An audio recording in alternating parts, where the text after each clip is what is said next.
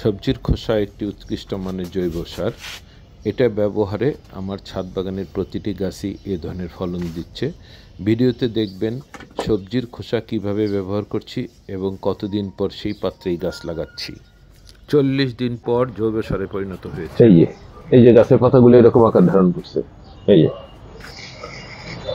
তো এরকম সবে আস্তে আস্তে সব পচে যাবে। এই যে অর্গানিক সার দিচ্ছিলাম আমি, সেগুলো এই যে রয়ে গেছে এরকম, এই যে ডিমের খোসার গুঁড়া দেখা যাচ্ছে। তো এরকম কোনো সমস্যা নাই, এগুলো আস্তে আস্তে সব বাকিটা পচে যাবে এবং আমি এখনই এখানে গাছ লাগাবো।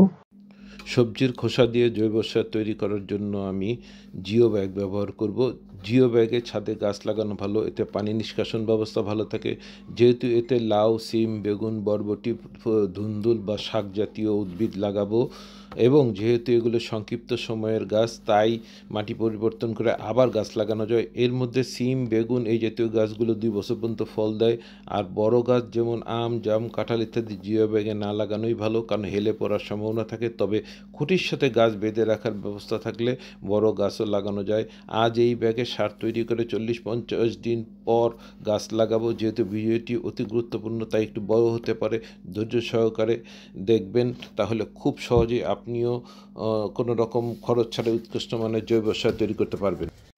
বন্ধুরা, কত সহজ প্রক্রিয়ায় সবজির খোসা দিয়ে সারটা তৈরি করব, আজ তাই দেখবেন। এখনও যদি চ্যানেলটি সাবস্ক্রাইব না করে থাকেন, অনুগ্রহ করে নেবেন। এরকম কয়েকটি ড্রামে আমি সারা বছর এই সবজির খোসা জমিয়ে থাকি, সেগুলি আমি আজ দিব। কখনো এটা কঠিন, কখনো তরলে পরিণত হয়। যখন বেশি দিন হয়ে যায় তখন তরলে পরিণত হয়, পানি মিশিয়ে আমি বিভিন্ন গাছে দিয়ে থাকি। তো আজ এখান থেকেই নিব। এখন ড্রামের ভিতরের অবস্থা দেখুন।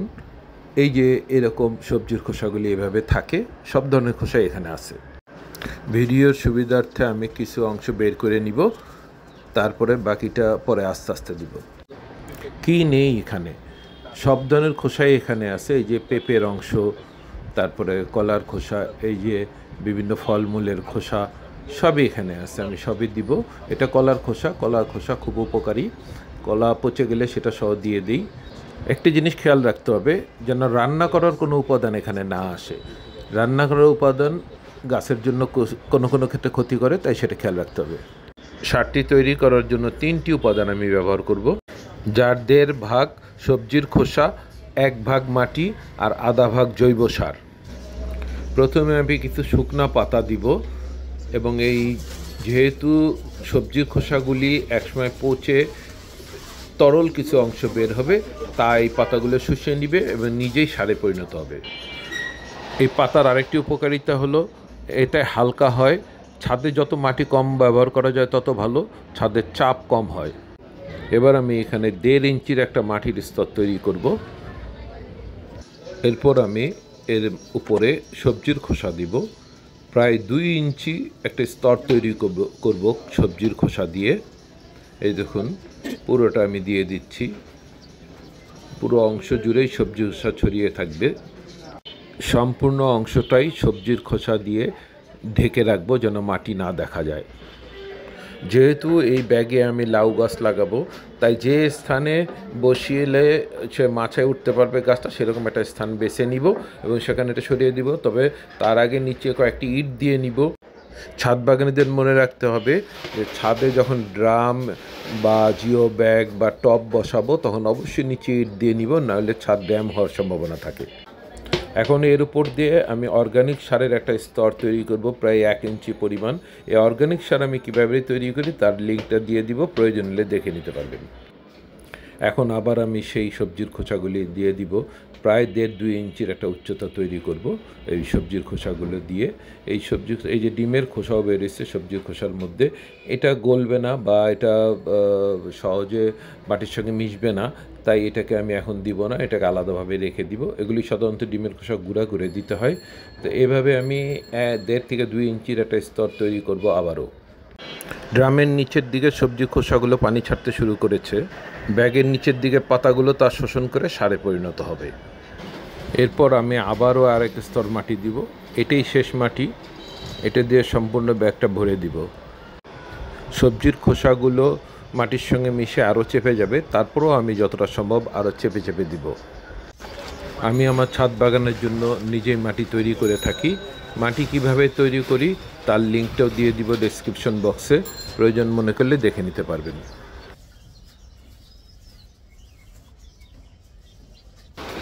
এখন এরকম দুটি ব্যাগ দিয়ে আমি এটাকে ঢেকে রাখবো। যেহেতু বৃষ্টির দিন না, তাই এভাবে ঢাকলেই চলবে। তবে বৃষ্টির দিন হলে পলি দিয়ে সুন্দর করে ঢাকতে হবে যাতে বৃষ্টির পানি না পড়ে। 40 দিন পর আমি এই উপরে যে ঢেকে রাখছিলাম এই আবরণটা খুলে ফেলবো। এর ভিতরের অবস্থা এখনই গাছ লাগানোর উপযুক্ত সময়। সবকিছু কিন্তু মাটির সঙ্গে মিশে গেছে তা না, কিছু হয়তো রয়ে যাবে, তাতে কোনো সমস্যা নাই। আস্তে আস্তে পুরোটাই মাটির সঙ্গে মিশে সারে পরিণত হবে। আর এই যে দেখেন একটু খালি হয়ে গেছে, দেখা যাচ্ছে একটু খালি হয়ে গেছে, এটা ভালো হয়েছে আমার জন্য। আমি এখানে যে গাছগুলো লাগাবো সেগুলো খাবার চাইবে, এই জন্য প্রতি 2 মাস অন্তর অন্তর আমি আমার বানানো অর্গানিক সার উপরে দিয়ে দিব। কারণ এটা এমনিতেই গুচ্ছমূল এই গাছগুলো, সুতরাং মূল এদের উপরেই থাকে, তাই আমি উপরে দিয়ে দিব। দেখুন বন্ধুরা, একটু একটু ঘাসও জমতে শুরু করেছে। পুরোপুরি গাছ জমবে না, ঢাকা থাকলে সব ধরনের ঘাস হয় না। বন্ধুরা, এখানে কোনো কীটনাশক দরকার হবে না, কারণ আমি যখন অর্গানিক সার মিশাই এবং মাটি তৈরি করি তার মধ্যে আমি কিছু এমন কোনো উপাদান ব্যবহার করি যেগুলিতে আর কীটনাশক দরকার হয় না। সেগুলি সম্পূর্ণ অর্গানিক, এতে সাধারণত মাটিতে আর কোনো পোকামাকড় আক্রান্ত করতে পারে না। মানে 40 দিন পরে আমি যে উপাদানগুলি এখানে দিলাম সেগুলো মাটিতে কি পরিবর্তন আনলো সেটাও এখানে দেখা যাবে। এই যে আমার এই মাটিগুলোর মধ্যে যথেষ্ট এই যে শাক পাতা, এই যে কিছু কিছু এই যে পেঁয়াজের খোসা কিন্তু চলে আসছে, অর্থাৎ সবই কিন্তু একসঙ্গে এই যে গাছের পাতাগুলো এরকম আকার ধারণ করছে। এই যে এরকম সবে আস্তে আস্তে সব পচে যাবে। এই যে অর্গানিক সার দিছিলাম আমি, সেগুলো এই যে রয়ে গেছে এরকম, এই যে ডিমের খোসার গুঁড়া দেখা যাচ্ছে। তো এরকম কোনো সমস্যা নেই, এগুলো আস্তে আস্তে সব বাকিটা পচে যাবে এবং আমি এখনই এখানে গাছ লাগাবো। গাছটা কিভাবে লাগাবো, আগে আমি একটু গর্ত করে নিব।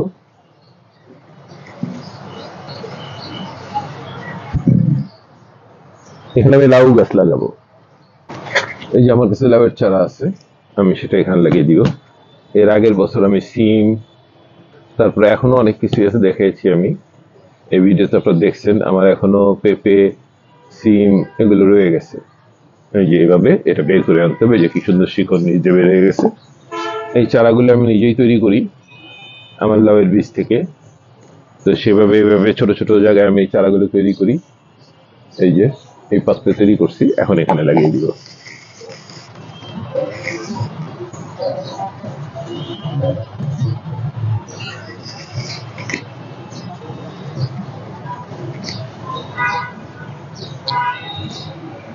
আমি আরেকটা লাগাবো এখানে, কারণ যে পরিমাণ খাবার আমি দিয়েছি তাতে এখানে এই যে আরো লাগানো যাবে।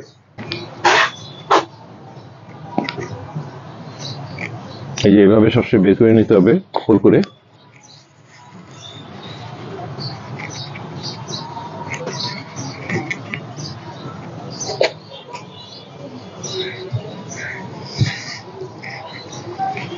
আমাদের এই শহর অঞ্চলের ছাদগুলিতে কিন্তু একটা সমস্যা আছে, সেগুলো পাখি খেয়ে ফেলে। আমার এই লাউ গাছ এখানে হতেই দেয় না, পাখি খুব বিরক্ত করে। এই পাখি এই যে ছোট অবস্থায় যে মাথাগুলি বেরোচ্ছে এগুলি সে খেয়ে ফেলবে। বন্ধুরা, কারোর মনে যদি কোনো সন্দেহ থাকে যে আমার এইগুলোর মধ্যে হয়তো কিছু ভাইরাস, ব্যাকটেরিয়া ইত্যাদি জন্মাইতে পারে, তাহলে তার জন্য অতিরিক্ত সতর্কতা। 2 মুঠ ছাই, এই যে 2 লিটার পানিতে আমি 2 মুঠ ছাই দিয়ে দিব।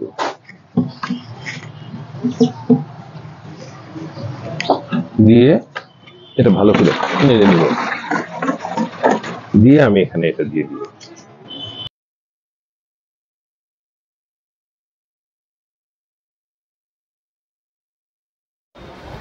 এরপর আমি পাখিদের হাত থেকে বাঁচার জন্য এইভাবে এটাকে ঢেকে দিব জাল দিয়ে। ছোট ছোট কুড়ি বের হলেই পাখিরা খেয়ে ফেলে। এই গাছগুলো যখন মাচায় উঠবে তখন আর খায় না সাধারণত। তাই ছোটোবেলায় এগুলিকে ঢেকে রাখতে হয়। আমাদের শহর অঞ্চলে এই সমস্যা রয়েছে, কিন্তু আমি গ্রাম দেশে সাধারণত এটা দেখি না।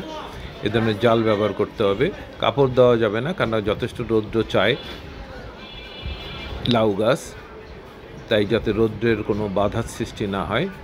তাই এভাবে একটা নেটের মতো যে কোনো প্রকার নেট দিলেই হবে, যাতে পাখি ডিস্টার্ব করতে না পারে, খেতে না পারে। এটাকে আমি সুন্দর করে আটকে দিব। চারাগুলো যখন এই নেট পরিমাণ উচ্চতায় উঠে যাবে, তখন আমি এই নেটকে খুলে আবার উপরের দিকে দিয়ে দিব। নিচের দিকে তো পাখি কোনো ক্ষতি করে না, উপরের কুড়িগুলোই সাধারণত পাখিরা খেয়ে থাকে। এভাবেই আস্তে আস্তে উপরের দিকে উঠবে, এবং এই যে উপরে যে ব্যবস্থা করা আছে তার দিয়ে সেই তারগুলোতে বেয়ে বেয়ে বড় হতে থাকবে এবং এখানেই ফল ধরবে। উপর থেকে নিচের দিকে কিছু তার বা রশি ঝুলিয়ে রাখতে হবে, যাতে এগুলি বেয়ে বেশ উপর দিকে উঠতে পারে। চারাটা লাগানোর পর এভাবে ঢেকে দিতে হবে, কারণ এখন কিন্তু সূর্যের আলো পাবে এবং রোদ থাকবে। এখন তো মেঘলা দিন না, শীত মৌসুম, তাই এভাবে ঢেকে দিতে হবে একদিন। আজকের দিনটা এভাবে ঢেকে রাখতেই হবে। যে কোনো চারা, এই জাতীয় চারা লাগানোর পরে কঠিন রোদ্রে রাখা যায় না, তাহলে গাছের ক্ষতি হয়। তাই এইভাবে একটা দিন রাখতে হবে, দ্বিতীয় দিনে খুলে দেওয়া যেতে পারে। প্রয়োজনে যদি দেখা যায় গাছ দুর্বল হয়ে আছে, তাহলে আরও 2-3 দিন রাখা যাবে, এরকম পরে সরিয়ে দিতে হবে। এটা গত বছর লাগিয়েছি।